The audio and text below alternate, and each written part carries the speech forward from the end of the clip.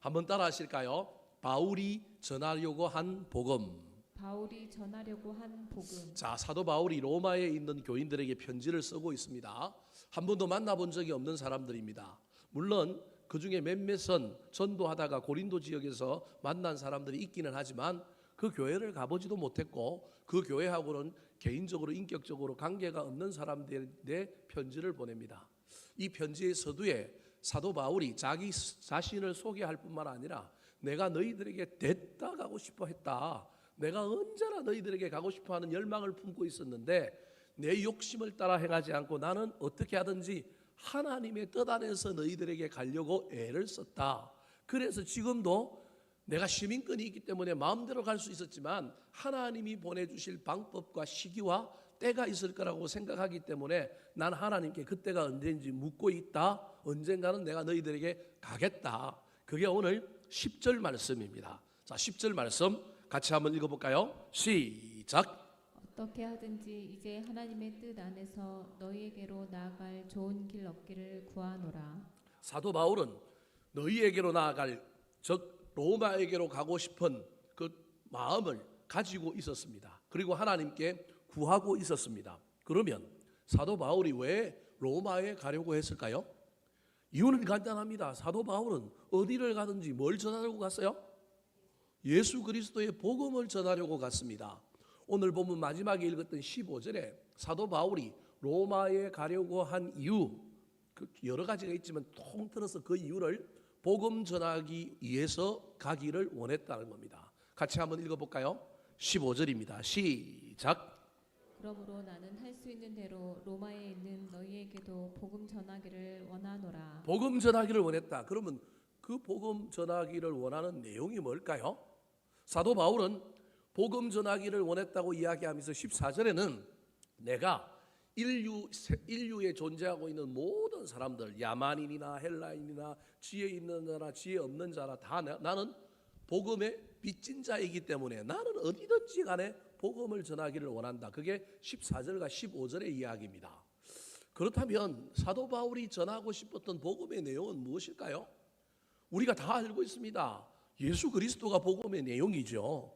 복음에는 다른 것이 없습니다. 예수 외에는 다른 이로서 구원을 받을 수 없다. 이것이 복음의 내용이지 않습니까? 그런데 그 예수 외에는 다른 이로서 구원받을 수 없다라고 하는 예수 구원, 예수 그리스도의 복음의 내용이 어떻게 전해질까요? 그리고 그 복음의 내용이 전해지고 난 다음에 각 공동체에는 어떤 일이 일어날까요?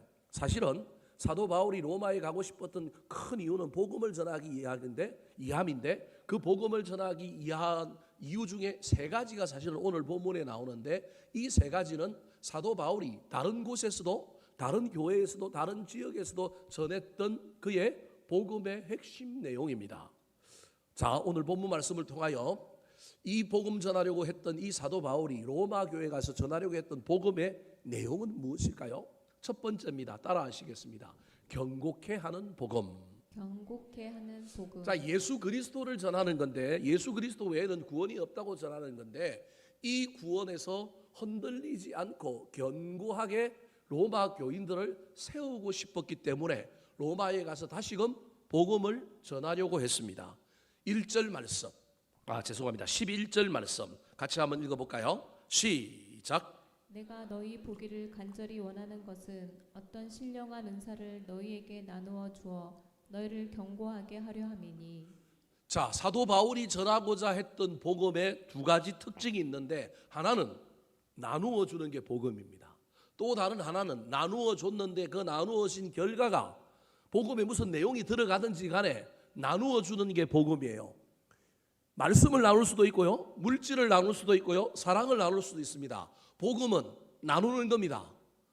우리는 복음이라고 하는 것을 이해할 때 어떻게 자꾸 이해하느냐 하면 그냥 선포하고 그냥 말씀을 전하는 것이 그냥 다라고 생각하는데요. 모든 복음의 가장 밑바닥에 있는 핵심은 뭐냐 하면 뭐 하는 거라고요? 나누는 겁니다. 나누는 거. 이게 나눈다고 얘기하면 물질만 딱 생각할 것 같은데요. 나누는 거예요. 예수 그리스도가 이 땅에 와서 여러분 자신의 육신을 나누어 준 거예요. 그래서 복음의 가장 중요한 핵심은 나누어 주는 거예요. 그럼 나누어 주는 건 뭐 하게 하려고 그러는 거예요? 오늘 본문에는 뭐 하게 하려고요? 견고하게 하려고. 왜 견고하게 하려고 나눠주느냐 하면 핍박이 있거든요.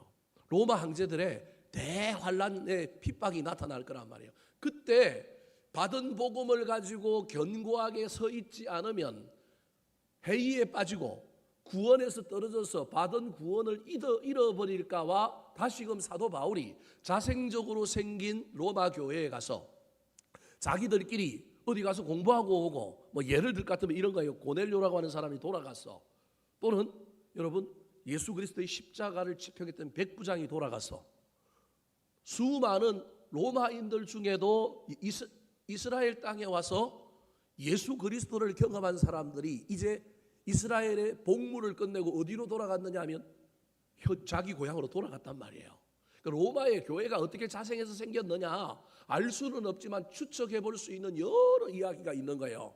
그리고 로마 교회 교인들이 유대인들만 있었던 것이 아니라 헬라인도 있고 로마인도 있었단 말이에요. 그러니까 이 교회가 어떻게 해서 그러면 그런 교인들은 어디서 예수를 믿고 와갖고 자기들끼리 모였느냐? 최초에 누구가 로마에 가고 막 복음을 전해갖고 그러는 거냐? 어떻게 된 거냐? 추측해 본 건데 로마인들 중에는 이스라엘 땅에 와서 로마 군인들로 근무하다가 자기들 입장에서는 예수 그리스도라고 하는 사람을 구세주로는 처음 몰랐지만 그가 복음 전하는 것, 그가 3년 동안 공생의 사역을 하는 것을 간접적으로 뭐 한 사람들이 있는 거예요? 본 사람이 있는 거예요. 제가 어릴 때 유명한 부흥사들을 많이 만났는데 그때는 그 사람들이 그렇게 대단한 사람인 줄 모르고 그냥 그런 사람이 있었지. 그런데 나중에 자라고 뭐 크다 보니까 야 옛날에 그 유명한 목사님이 우리 동네 와갖고 복음 전했네. 나 그때 그 목사님하고 악수했는데 그 목사님이 나한테 넌 나중에 큰 사람 되어라.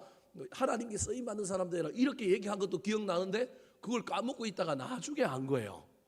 그런 것처럼 로마인들도 이스라엘 땅에 와서 백부장으로 군인으로 근무하다가 예수 그리스도를 띄엄띄엄 알았는데 나중에 예수 그리스도를 인격적으로 만나서 로마 교회에 뭐가 되느냐 하면 교인이 된 거예요. 유대인들은 믿어서 간 사람들도 있고요. 또 여러 모양으로 이 유대인들도 로마에서 예수를 믿어서 이 로마 교회는 다양한 인종들이 집합되어 있는 교회인 거예요. 그런 교회가 자생적으로 생겼는데 이 자생적으로 생긴 이 교회에 이제 뭐가 불어닥칠 거냐 하면 피바람이 불어닥칠 거란 말이에요. 많은 믿는 사람들 잡아서 카타콤이라고 하는 지하의 감옥으로 들어가야 되고요. 또 원형 경기장에서 검투사가 되어서 서로 죽이는 일을 하거나 또는 어떻게 되느냐 하면 야수들하고 싸워야 되는, 그래서 놀이개감이 되는 일도 일어나고요. 네로가 나중에 여러분 불에 환장해가지고 예수 믿는 사람을 잡아가지고 로마시의 가로등으로 전부 예수 믿는 사람을 묶어놓고 그 가로등에다 묶어놓고 사람에게는 인이 있단 말이에요. 불태워서 인간 가로등으로 예수 믿는 사람을 죽이고 그랬단 말이에요. 이런 일들이 일어날 것을 사도 바울이 뭐 눈에 다 그렸다 이렇게는 할 수 없지만 주님께서 주시는 말씀 중에 환란이 올 것에 대한 이야기가 수없이 있었기 때문에 사도 바울은 이 자생적으로 생긴 로마 교회 교인들이 흔들리지 않고 끝까지 그들이 스스로 믿었던 이 믿음이 변하지 않고 갔으면 좋겠는 거예요. 천성적으로 운동을 잘하는 사람이 있습니다. 테니스를 잘 쳐요. 배드민턴을 잘 쳐요. 탁구를 잘 쳐요. 천성적으로 잘 치는 사람도 나중에 더 위대한 사람이 되려면 누굴 만나야 될까요? 코치를 만나야 된다니까요. 무슨 말씀 이해되시죠? 내가 스스로 TV를 보고 뭐 골프를 배우고 바둑을 배우고 내가 유튜브를 보고 배웠지만 실력이 어느 정도 늘어나려면 개인적으로 어떤 사람들에게 전문가에게 뭘 받아야 돼요? 코치를 받아야 될 거 아니에요. 새롭게 배워야 되잖아요. 사도 바울이 지금 그 얘기하는 거예요. 너희들이 자생해서 생겼고 너희 믿음이 참 좋아서 너희 믿음이 온 세상에 알려졌다. 그럼에도 불구하고 너희들에게는 전문가가 붙어서 그 전문가의 복음을 받아들임으로 말미암아 너희들이 환란이 왔을 때 그 환란을 이길 수 있어야 된다. 그게 지금 사도 바울의 얘기인 거예요. 그래서 내가 너희들에게 가고 싶다라는 거예요. 나누어 주어서 너희들을 뭐 하게 하려고? 견고하게 하려고. 11절 다시 한번 읽어볼까요? 시작. 내가 너희 보기를 간절히 원하는 것은 어떤 신령한 은사를 너희에게 나누어 주어 너희를 경고하게 하려 함이니. 자, 이제 경고케 하는 복음은 이해가 됐어요. 근데 경고케 하려면 뭐 해야 그 앞에 뭘 해야 된다고요? 나누어 줘야 되는. 그럼 뭘 나누어 줄 거냐는 거예요. 내용이 뭐냐는 거예요.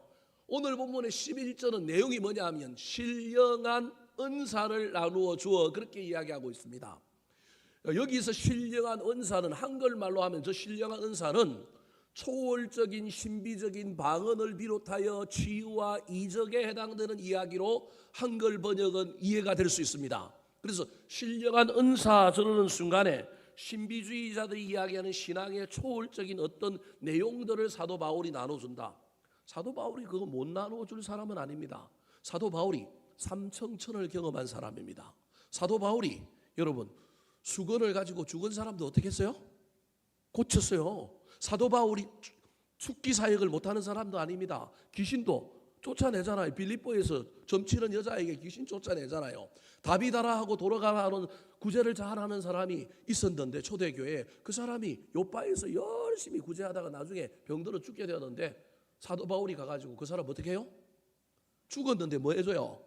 살려주잖아요. 신비적이고 아주 초월적인 신령한 은사가 사도 바울에게 없었다 그렇게 말할 수는 없어요. 사도 바울에게 분명히 그 은사가 있었습니다.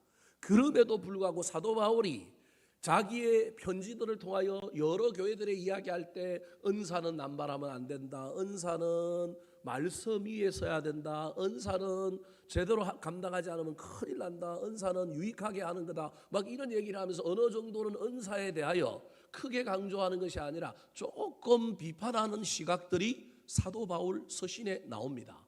그래서 저기 신령한 은사라고 하는 것은 원문에 의하면 저 신령한 은사가 무엇이냐 하면 예수 그리스도를 전파하는 생명의 영생의 말씀을 의미합니다. 제가 여러 근거 구절을 찾아갖고 여러분에게 알려줘야 되는데 그거 하면 오래 갈까봐 더운 여름에 여러분 오늘 교회 왔는데 또 늦게 끝내면 여러분 그렇잖아요. 그래서 여러분 나중에 신령한 은사를 원문으로 가서 찾아보거나 아니면 다른 데 찾아보면 저 신령한 은사가 제가 그냥 지어내서 하는 얘기가 아니라 저 신령한 은사는 무슨 은사라고요? 말씀의 은사인 거예요. 사도 바울이 이야기하고 있는 은사 중에 최고의 은사는 사랑의 은사인데 사랑의 은사만큼 또 최고의 은사가 있는데 그게 뭐냐 하면 말씀의 은사예요. 그래서 은사장인 고린도서 15장에도 수많은 은사가 나오는데 거기 가르치는 은사가 나오고요. 뭐 이런 은사 말씀에 관련되어 있는 이야기가 나오는 거예요. 사도 바울은 철저하게 신유, 치유, 이적 이런 것도 있었지만 그의 사역의 핵심은 말씀입니다. 특별히 믿음 안에서 흔들리지 않게 하려고 하는 것은 사람에게 신앙의 문을 열어주고 신앙의 어떤 부분에 초입에 들어가게 만들고 어떤 새로운 길을 열어가게 만드는 데는 신령한 은사 우리가 알고 있는 신유 이런 것이 필요하지만 견고하게 하는 데는 그거 갖고는 안 됩니다. 초월적인 신앙에 들었었던 사람은 문을 열고 들어가고 거기에 들어가고 처음 시작하는 데는 은혜를 많이 받고 도움을 얻습니다. 근데 거기에 빠지면 반드시 무슨 문제가 생기냐면 나중에 흔들흔들합니다. 무슨 말씀이 이해되십니까? 그래서 저 견고하게 한다는 말과 연결해서 지어도 저 원문을 보지 못해도 사도 바울이 간절히 원하는 것은 내가 어떤 신령한 은사를 너희에게 나누어 주기를 원한다고 할 때 저 신령한 은사는 예수 영생, 예수 그리스도를 말미암아 얻는 영생의 말씀을 나누어 주기를 원한다 그런 말입니다. 그 말씀이 들어가서 너희 자생적으로 교회가 생겼고 믿음이 생겼지만 너희들이 이제는 말씀 붙들고 어떤 고난이 와도 그 약속의 말씀 붙들고 살아가고 그 약속의 말씀 붙들고 기도함으로 말미암아 너희 믿음이 흔들리지 않고 견고하게 하려고 내가 어디를 가기를 원한다? 로마에 가기를 원한다.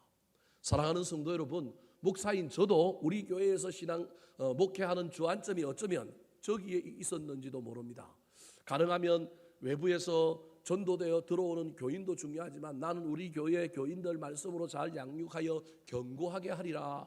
여기에 훨씬 더 방점을 줬던 것 같습니다. 최근에 하나님께서 저에게 그것만 옳은 것이 아니라 또 다른 것도 있다라고 이야기해 주셔서 저도 균형을 이루려고 애를 쓰려고 합니다. 사랑하는 성도 여러분, 제가 초월적인 신령한 은사를 무시하는 게 아니라 그 은사도 사모하시기 바랍니다. 동시에 그 은사만 사모하지 마시고 말씀을 사모하는 저와 여러분이었으면 좋겠습니다. 말씀이 우리를 흔들리지 않고 견고하게 합니다. 은사는 열어가는 데는 도움이 되지만 견디고 초월하게 하는 데는 도움이 되지 않을 수도 있습니다. 그런데 말씀은 고난의 때 저와 여러분이 굳게 붙들고 가야 될 중요한 것임을 잊어버리지 마시기 바랍니다. 이 견고케 하는 복음, 나누어 줌으로 말미암아 견고케 하는 이 복음을 우리의 삶에 저와 여러분의 신앙생활에 적용을 한다 그러면, 우리가 복음을 받은 사람이라고 한다면, 나는 복음 받은 사람으로서, 나는 예수 그리스도를 믿고 구원받은 사람으로 나는 다른 사람에게 나누어 주는 사람인가? 나는 공동체를, 우리 가정을, 내 믿음을 견고케 하는 사람인가? 잘 살펴볼 수 있었으면 좋겠습니다. 사도 바울은 나누어 주는 사람이요 견고케 하는 복음의 사람이었고, 그는 그 복음의 내용 안에 그것을 담아서 로마 교인들이 그 삶을, 그 상태를 이루게 하려고 애를 썼던 것처럼 우리 스스로가 먼저 복음 안에서 견고하게 서서 또 다른 사람에게 우리도 나누어 주고 그들을 견고케 하게 만드는데 앞장서는 신앙의 사람들이 되기를 우리 구주 예수 그리스도의 이름으로 축원합니다.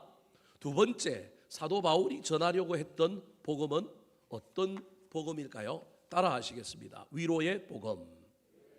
자, 12절 말씀 같이 한번 읽어볼까요? 시작. 너희 믿음으로 말미암아 피차 안위함을 얻으려 함이라. 피차 안위를 얻으려 함이라. 안위를 저는 위로라고 하는 말로 바꾸었습니다. 위로를 얻게 하려고 내가 어디에 가고 싶어 했다고요? 로마에 가고 싶어 했다. 사도 바울이 로마에 가고 싶어 한 건 첫 번째는 견고케 하려고, 두 번째로는 뭘 얻고 싶어서? 위로를 얻고 싶어서. 그런데 이 위로는 일방적인 위로가 아니라 어떤 위로라고요? 피차. 나는 너희들에게 위로를 전해주고 너희도 나한테 뭘 전해준다고요? 위로를 전해준다라는 거예요. 무엇으로 말미암아? 각자의 뭘로 말미암아? 믿음으로 말미암아. 여러분, 이게 아주 공동체 신앙생활에 아주 중요한 이야기입니다. 우리는 위로는 나 혼자 하나님께로만 받는다고 생각하는데, 성경에 나오는 위로는 여러분 하나님께로부터도 임하지만 사람에게로부터 임하는 위로가 성경에 훨씬 더 많이 나오는 위로라고 하는 사실을 기억하시기 바랍니다. 위로는 하늘로부터, 우리 주님께로부터도 옵니다. 그런데 그 위로는 누구로부터도 받아야 되느냐 하면 사람으로부터 받아야 됩니다. 사도 바울이 로마에서 홀로 신앙생활하고 자생적으로 생긴 이 교회 교인들에게 가서 뭘 하고 싶으냐 하면 위로해주고 싶은 거예요. 서성도 없지, 목자도 없이, 목자 없는 양떼가 방황한 것이 아니라 목자가 없음에도 불구하고 너희들이 이렇게 견고하게 교회를 만들고 너희들이 이렇게 신앙생활을 하는 거 너무너무 고맙다, 너무너무 잘했다, 내가 너희들을 됐다 칭찬하고 너희들에게 내가 잘했다고 위로하고 싶다라는 거예요. 그런데 여러분, 위로하러 갔는데, 내가 위로하러 갔는데 위로하러 간 사도 바울이 뭘 또 받고 싶다고요? 위로를 받고 싶다라는 거예요. 이게 무슨 얘기일까요? 여러분, 저와 여러분의 신앙생활 할 때 이런 부분에 대해서 잘 생각을 못합니다. 하나님은 목사인 저에게만 역사하셔서 하나님의 신비한 말씀을 전하게 하시는 분이다. 물론 그렇습니다. 역할적으로 기름 부어 세우신 저이기 때문에 저를 통하여 우리 하나님께서 목회의 일선에서 제가 주도하게 만들고 제가 앞장서게 만들고 저를 통하여 하늘의 말씀들이 훨씬 더 많이 여러분에게 임하게 될 것입니다. 그렇다면 하나님은 나 외에는, 저 외에는 다른 사람을 통해서는 말하지 않을까요? 그렇지 않습니다. 이거 만인제사장설에 위배될 뿐만 아니라 만인제사장을 넘어서더라도 기독교 복음에 여러분 이걸 잊어버리면 안 됩니다. 주된 질서의 원리 속에는 갑이 을에게 위로를 주는 겁니다. 그러나 갑은 누구한테 그런 위로를 받아요? 위로 하나님께 받아요? 물론 하나님께로 위로받는 건 갑도 받을 수 있고 을도 받을 수 있습니다. 제가 갑과 을로 제 마음대로 표현해서 여러분 죄송하지만 갑인 저도 하나님께 위로를 받을 수 있고요, 을인 여러분도 하나님께 뭘 받을 수 있어요? 위로를 받을 수 있습니다. 근데 갑인 저는 여러분을 위로해야 될 책임이 있습니다. 제가 여러분을 위로해야 된다니까요. 그러면 저는 누구로부터 위로를 받아야 돼요? 여기에 우리 동양적인 사고의 한계가 있는 거예요. 저는 누구를 통해서 위로를 받아야 돼요? 여러분을 통해서 저도 위로를 받아야 돼요. 분량의 차이는 있을 수 있지만 여러분, 질서적인 측면에서 주된 기능과 부기능적인 기능이 있을 수는 있지만 여러분, 이 위로라고 하는 것이 반드시 공동체 안에 동시에 유통되어야 된다니까요. 부모는 자식을 위로하는 사람입니다. 그런데 때로는 자식이 누구 때문에 위로받아요? 부모 때문에 위로받아요. 부모 때문에 위로 못 받는 자식 때문에 부모가 위로를 받는다니까요. 자식 때문에 위로를 못 받는 부모는 좀 고민해 봐야 됩니다. 너무 막 부모 노릇만 하려고 애를 쓰기 때문일 수도 있고요. 죄송한 표현이지만 자식들이 이상한 자식들일 수도 있고요. 여러 가지가 있는 거예요. 분명히 자식이 위로를 주는 존재임에도 불구하고 그 자식을 통하여 부모가 위로를 못 받는다? 나이 들면 받게 되어 있습니다. 부모들이 자식 통해서. 그런데 젊은 시절에도 아이가 30살 되어도 5살 되어도 이 아이를 보고 부모는 뭘 얻을 수 있어야 돼요? 위로를 얻을 수 있어야 돼요. 그래야 부모가 자식을 함부로 자기 마음대로 하지 않습니다. 여러분, 이 원리를 신앙의 복음의 영역 안에서 반드시 기억해야 됩니다. 오늘 본문에서 사도 바울이 뭐라고 얘기하냐면 나 너희들에게 위로 전하러 가고 싶다. 너희들이 자생해서 교회 세우고 목자도 없는 상태에서 교회 만드는 거 너무너무 대단하다. 가서 내가 너희들 위로해 주고 싶다. 그런데 나도 가서 너희들이 너무 대견스럽게 신앙생활 잘하는 걸 보고 또 나를 환영해 주고 우리가 지도자가 없었지만 지도자를 기다렸습니다. 당신에게 배우기를 원합니다. 그런데 배우는데 눈이 똘망똘망하고 배우는데 반감이나 이런 것이 없이 그냥 막 모든 걸 다 삼킬 정도로 그냥 그 앞에서 제비새끼가 엄마한테 입을 쩍쩍 벌리듯이 그렇게 배우고 그렇게 갈망하는 모습 속에서 위로를 전하러 갔던 사도 바울이 뭘 받았으면 좋겠다고요? 위로를 받았으면 좋겠다. 아직 안 갔어요. 사도 바울이 안 갔는데도 사도 바울 머릿속에는 이걸 그리고 있는 거예요. 여러분, 이 그림 속에 사도 바울이 안 갔지만 얼마나 로마 교인을 사랑하는지, 로마 교인들에 대하여 얼마나 기대감이 있는지를 보여주는 거예요.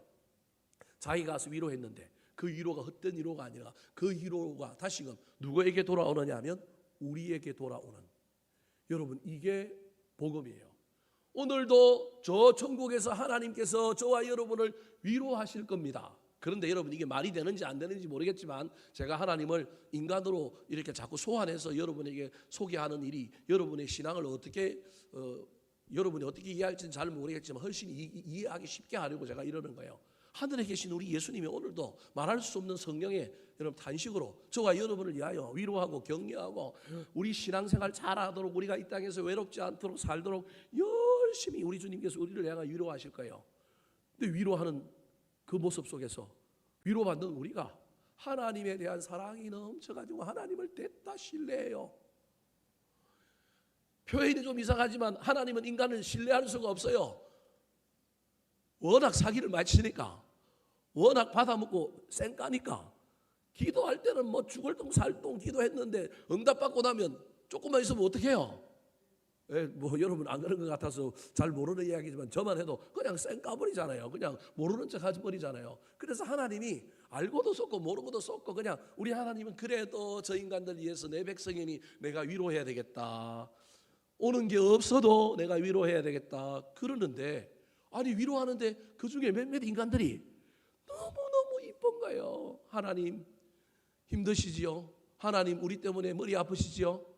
뭐 하나님을 향하여 도리어 위로를 전달해 주는 사람이 있는 거예요. 말로 행동으로 안 해도 살아가는 모습이 대견하기만 해도, 살아가는 모습이 신앙생활하는 모습이 대견하기만 해도 꼭 말이 있어야, 어떤 행동이 있어야, 하나님 앞에 우리가 뭘 드려야만이 그런 게 아니라 하나님이 그 사람이 믿음 안에서 잘 사는 것만 봐도 하나님이 뭘 받는다고요? 위로를 받을 수 있다니까요. 여러분, 이 이야기 속에 얼마나 그 하나님과 인간 사이의 그 관계 속에 정말로 그 신뢰와 끈끈함과 그 속에 가족주의와 그 속에 있는 우리가 말할 수 없는 그 엄청난 애틋한 분위기가 여러분 느껴지지 않아요? 저와 여러분이 하나님과 그런 사이냐는 거예요. 서로에게 위로를 준 핵심의 단어가 뭐냐 하면 12절 말씀 다시 한번 읽어볼까요? 시작.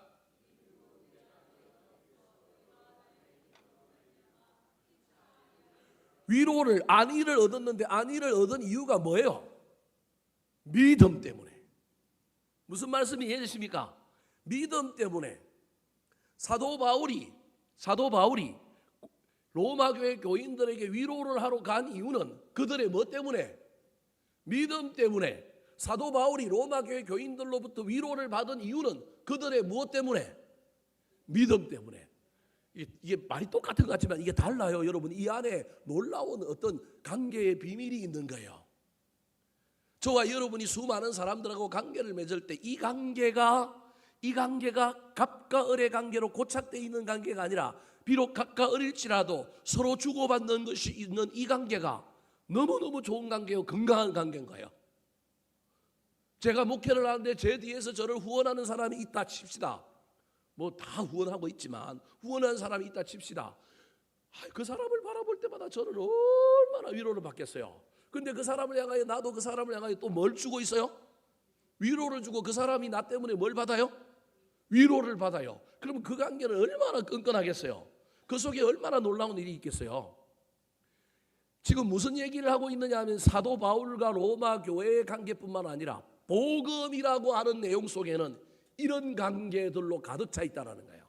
저와 여러분이 예수 그리스도를 믿고 복음으로 구원받은 사람이라고 한다면 우리는 일방적인 관계 속에서 어떤 사람들 속에서 내가 갑이 되든지 을이 되는 것이 아니라 그래도 갑과 을이라고 하는 어쩔 수 없는 구조는 있다 할지라도 그 안에 서로가 서로를 향하여 신뢰하고 서로가 서로를 향하여 믿어주고 서로가 서로를 말미암아 위로를 얻는 놀라운 관계가 있는 곳에 복음이 살아있다는 거예요. 여러분, 우리 교회 안에 복음이 진짜 살아있다면 이런 관계들이 많아져야 한다는 거예요. 그래서 저와 여러분은 아무리 배움이 부족하고 아무리 나보다 제가 좀 잘생겼지만 아무리 못생긴 우리 교회 교인들을 만난다 할지라도 아무리 돈이 많고 돈이 적은 사람이 있다 할지라도 우리는 각각 상대방에게 역사하셔서 그 속에 임하시고 계시는 하나님을 볼 줄 알아야 합니다. 우리는 각각 상대방에게 다 배울 것이 있어야 합니다.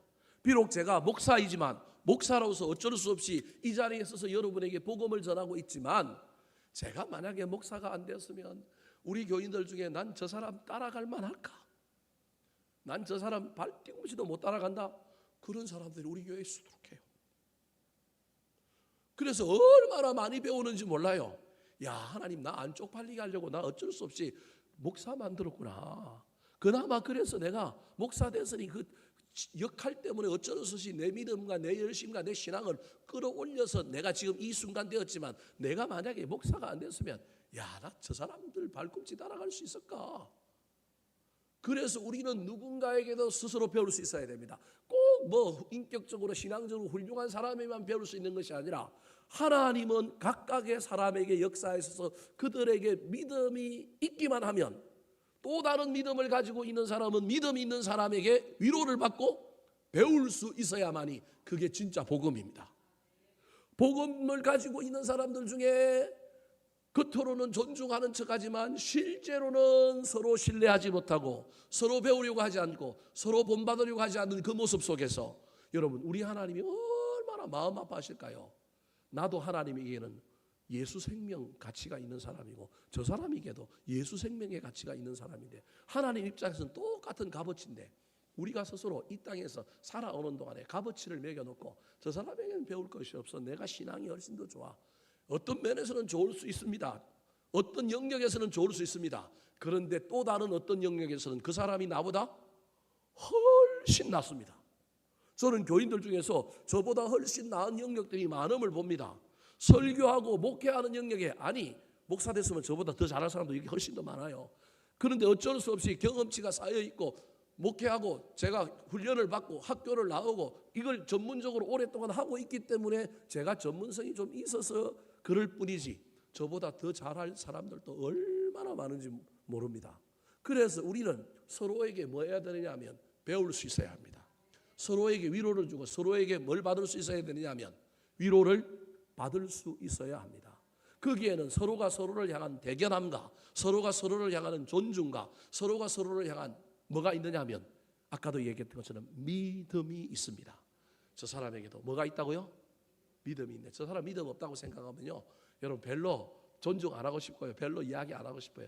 아이고 저 믿음도 없는 게 믿음 있는 것처럼. 이래버리면 만나고 싶지 않은 거예요.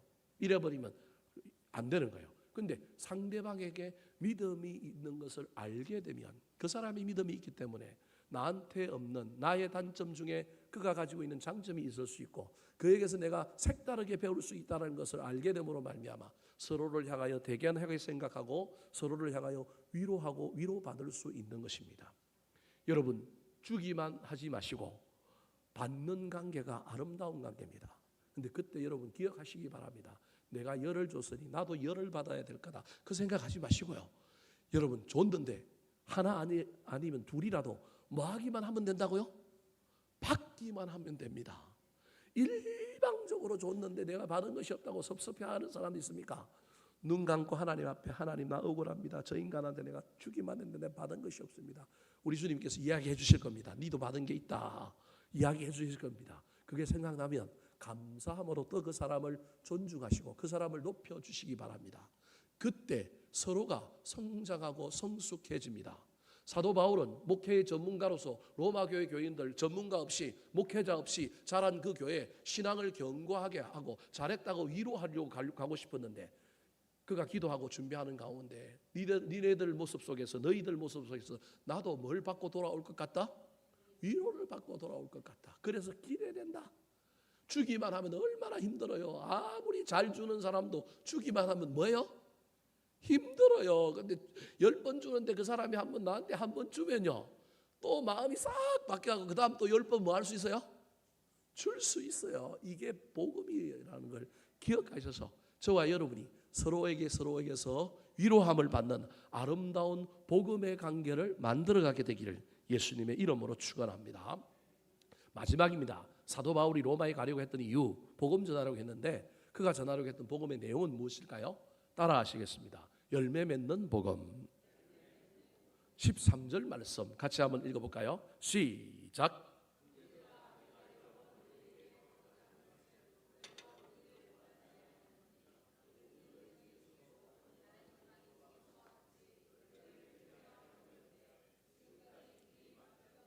자, 열매 맺게 하려고 가려고 했다라는 거예요. 그 말은 로마에 가려고 했던 이유가 열매를 맺게 하려고 한 것이지만, 복음이라고 하는 것의 원래 속성이, 복음은 경고케 나누어져서 경고케 하는 거고, 복음의 속성은 서로에게 위로하는 것이 복음의 속성일 뿐만 아니라, 복음의 속성은 뭘 맺는 거라고요? 열매를 맺는 거라는 거예요. 여러분, 이미 로마에 교회가 생기고 로마에 믿는 자들이 생겼다는 것 자체가 이미 열매죠. 그런데 그 열매가 또 열매를 맺으라는 거예요. 좀 고달파 보이죠? 이렇게 얘기 들으면 사과나무가 사과 열매를 맺었어요. 근데 사과나무가 뚝 떨어져 가지고 땅에 떨어져 갖고 사과 씨가 묻혀져 가지고 또 무슨 나무가 나요? 사과 나무가 나요. 그래서 여러분, 사과는요 열매 맺어서 남이 못 먹었다고 슬퍼하지 않습니다. 우리 한국인의 정서는, 우리는요 열매 맺는 것에 딱 관심이 많고, 열매 맺는 것도 잘 중요하게 여기지 않는 사람들도 있지만, 열매 맺고 나면 반드시 그 열매를 가지고 남을 어떻게 해야 된다고 우리 기독교의 시각은 가지고 있느냐면, 남을 뭐 해야 된다고요? 먹여야 된다고 생각합니다. 못 먹여도 좋습니다. 못 먹여도요 나중에 못 먹인 것보다 훨씬 더 큰 역사를 할 수 있습니다. 그래서 나무는요 어찌됐든 먹이든지 못 먹이든지 뭐를 맺으면 되는 거예요? 열매를 맺으면 되는 거예요. 새가 와서 먹든 나그네가 따먹든 주인이 추수를 해서 먹든, 먹고 남은 거 좋은 거고요. 못 먹어도요 그게 썩어서 예를 들면 뭐가 문제가 생겨서 떨어졌지만 씨앗까지 썩지 않으면 그 씨가 떨어져서 땅에 묻히는 순간 무슨 나무가 또 나요? 또 사과나무가 난다니까요. 그러면 그 사과나무가 또 열매를 맺을 거 아니에요. 그래서 복음에는 실수가 없어요. 복음에는 실패가 없다니까요. 그래서 너무 먹이는 데서 먹여서 남이 배불러라고 배 두드리고 아이고 감사하다 하는 것만이 성공이라고 생각하면 안 돼요. 씨를 뿌리는 것도 복음은 성공인 거예요. 우리 교인 중에 한 3, 4년 전에 저한테 막 항의한 사람이 있습니다. 뭐라고 항의하냐면, 전도 안 되는데 무슨 전도팀 합니까? 전도팀에 그렇게 교회 재정을 써가지고 전도했는데 전도 결과가 뭐 있습니까? 목사님 전도되는 거 있으면 이야기를 해보시라는 거예요.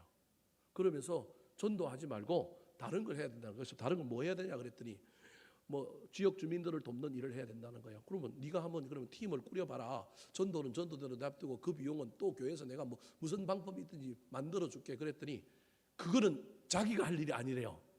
누가 할 일이냐면 교회가 할 일이에요. 네가 교회다 그랬더니 자기는 아니래요.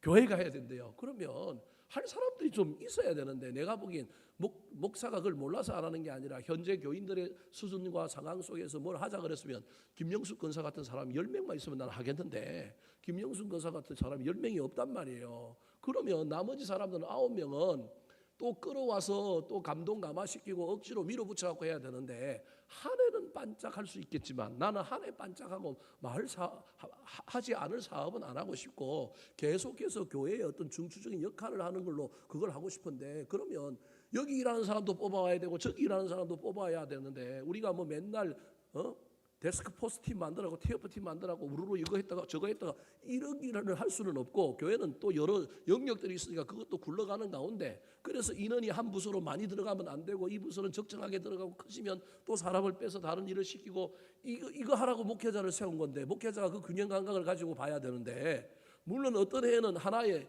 올인할 수도 있지만 내가 보기엔 아직 그 반찬 해가지고 지역 주민 돕는 일이 그렇게 올인할 일은 아닌데 그러면 사람이 있어야 되는데 내가 보기에는 없다. 몇몇 사람을 하려면 또 이 팀을 위해서 사람을 꾸려와야 되고 저 팀에서 사람을 꾸려와야 되면 또 저 팀에서는 입이 대빨 나올 거고 하니 안 하니 그럴 거고 또 다른 사역이 무너질 건데 사역이라는 것은 다른 사역이 문제가 있는 와중에 하는 것이 아니라 그것을 든든하게 하고 난 다음에 또 하나 붙이고 또 하나 붙이고 이렇게 올라가야 되는데 나는 교인들 그렇게 괴롭히고 싶지 않다.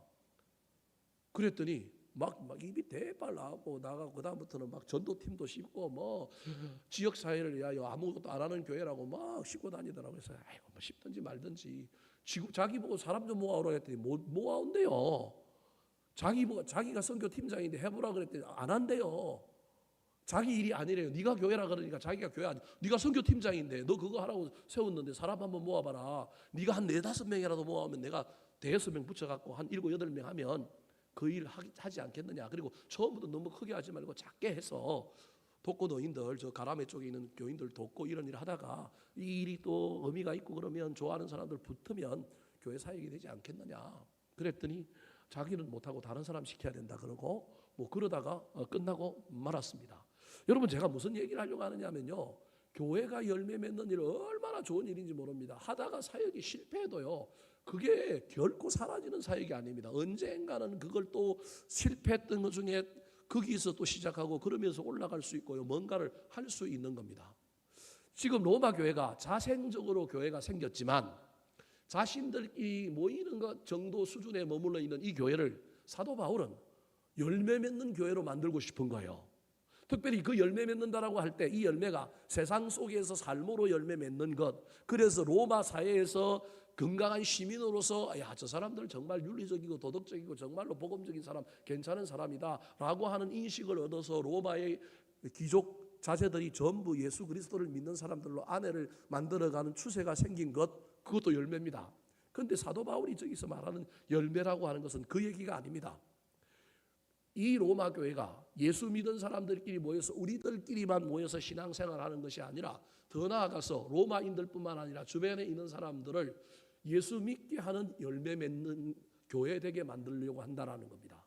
그러려면 목회 전문가인, 전도 전문가인, 선교 전문가인 자기가 들어가서 이 교인들을 뭐 하고 싶으냐 하면 훈련도 좀 시키고 사역의 전략도 좀 알려주고 영혼이 불타게 만들어서 로마 사회에 복음 전하는 일들에 열매 맺는 교회로 만들겠다고 싶은 욕망이 누가 되어 있느냐 하면 사도 바울에게 있는 거예요. 이건 개인의 욕망이 아니라 하나님의 열심이죠. 더 나아가서 로마가 최강대국이고 로마에서는 전 세계로 사람을 다 보내니 주재원으로 나가고 상사원으로 나가고 뭐로도 나갈 거 아니에요. 군인으로 나가고. 그러면 사도 바울의 입장에서는 주님께서 하신 말씀이 땅끝까지 복음이 전해져야 내가 다시 온다 그랬는데 사도 바울 생애에 주님이 안 오시라는 법이 없잖아요. 사도 바울은 오실 수 있다고 믿는 사람이니 복음을 전해야 되는데 어디까지 전해야 돼요?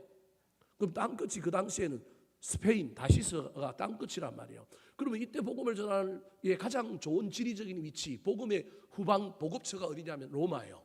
도로가 다 닦여져 있으니까 로마에서 스페인까지 복음을 전하는데 그냥 가는 사람들도 있고요, 뒤에 오는 사람도 있고, 가서 복음을 전하더라도 여기서 물품을 날라주고 보급을 해주고 오고 가고 소식을 전해주고 뭐 이런 사람들이 있어야만이 스페인 가서 복음을 전할 거 아니에요. 사도 바울이 욕심이 거기에 있는 거예요. 거룩한 욕심인데 그 일을 위해서는 먼저 이 로마에 있는 교인들과 교회가 로마를 복음 전하여 열매 맺게 하는 일들에 대하여 능수능란하게 만든 후에 그것을 기반으로 하여 어디까지 가고 싶으냐면 스페인까지 가서 뭘 전하고 싶으냐면 복음을 전하고 싶은 거예요.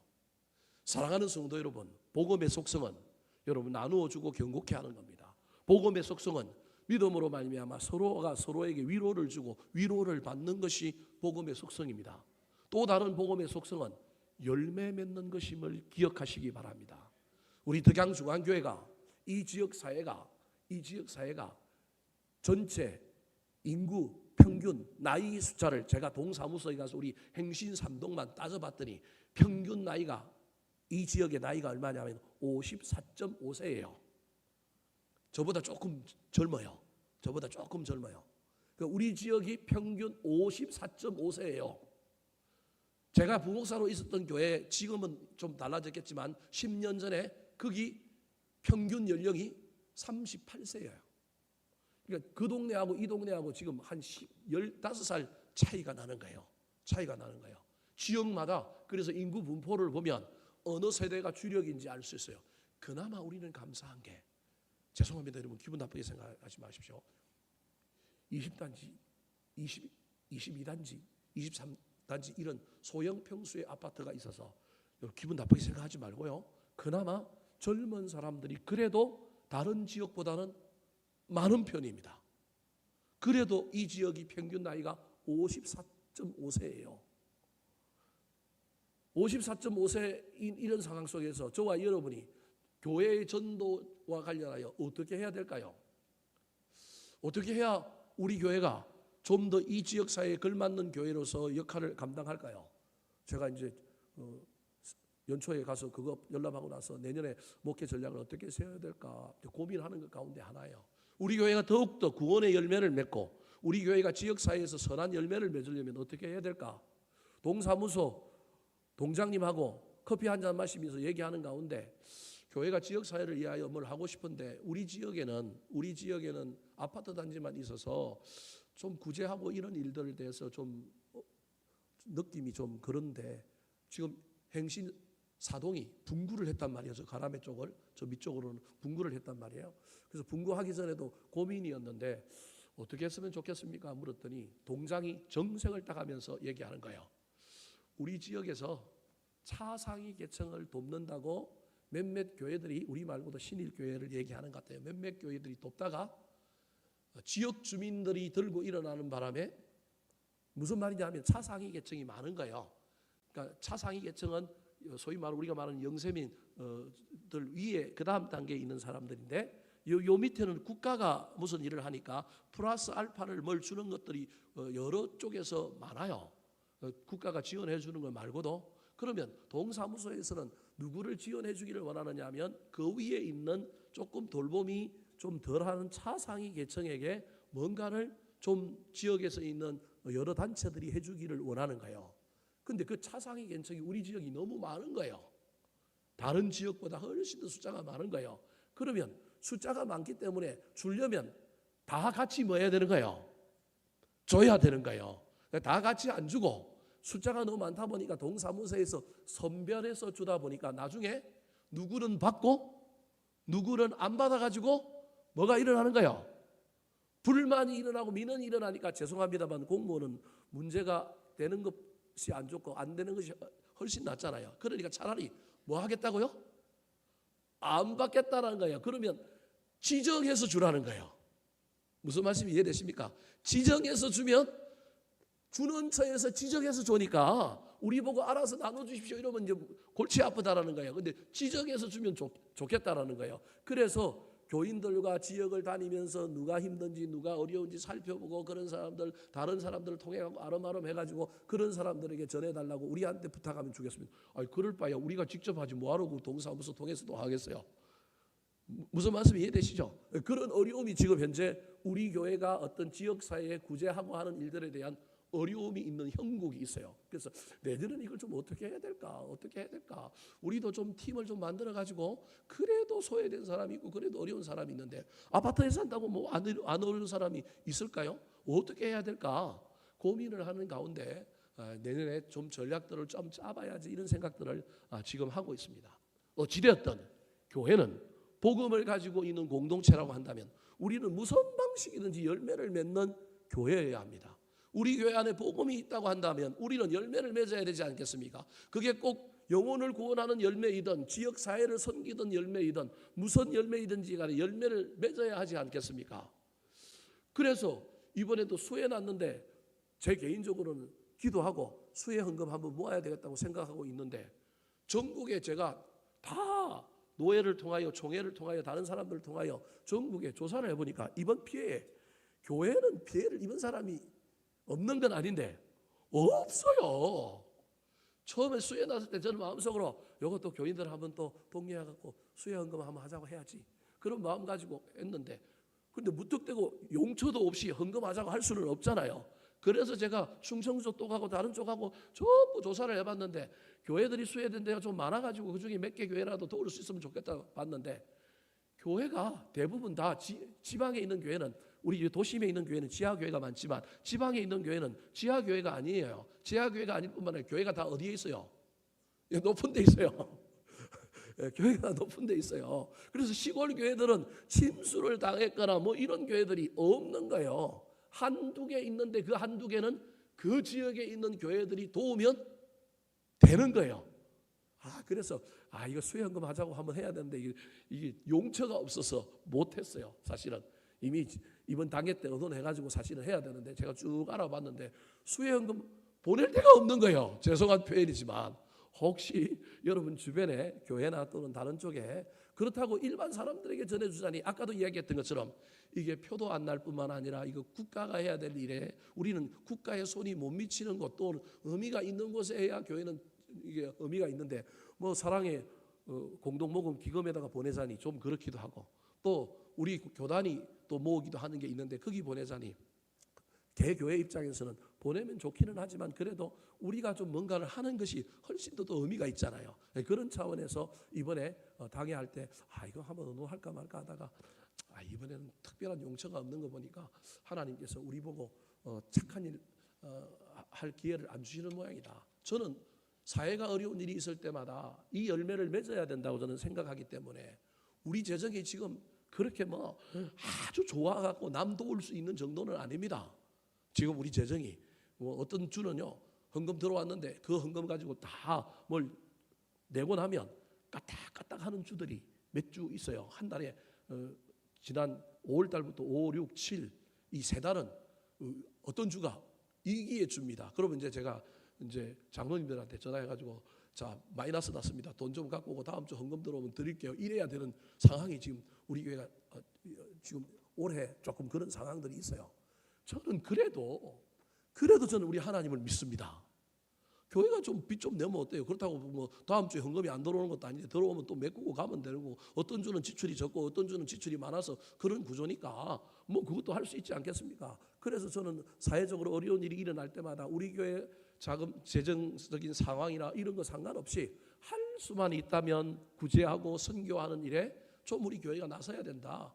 설사 우리 하나님 우리 교회를 그냥 내버려 두시겠어요? 좋은 일 한다고 나서는 교회가 좋은 일 한다고 빚져고 손해가 났는데 우리 하나님 그거 채워주지 않겠어요?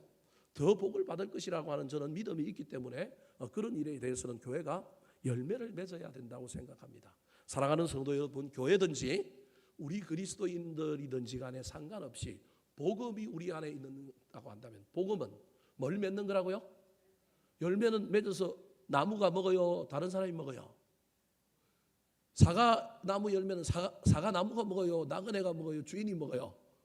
누가 먹는지 잘 생각해 봐야 돼요. 내가 먹는 건 아니에요. 사실은 우리가 열매 맺어서 남 먹이는 거고, 못 먹이면 나중에 그 씨앗이 떨어져서 또 다른 나무를 만들 수 있다는 사실을 기억하여 저와 여러분 복음 안에서 우리 스스로 견고해져서 남도 견고하게 나누어주는 사람 될 뿐만 아니라 서로에게서 믿음으로 위로받고 위로 주는 것, 더 넘어가서 열매 맺는 복음의 사람, 복음의 공동체가 되기를 우리 구주 예수 그리스도의 이름으로 축원합니다.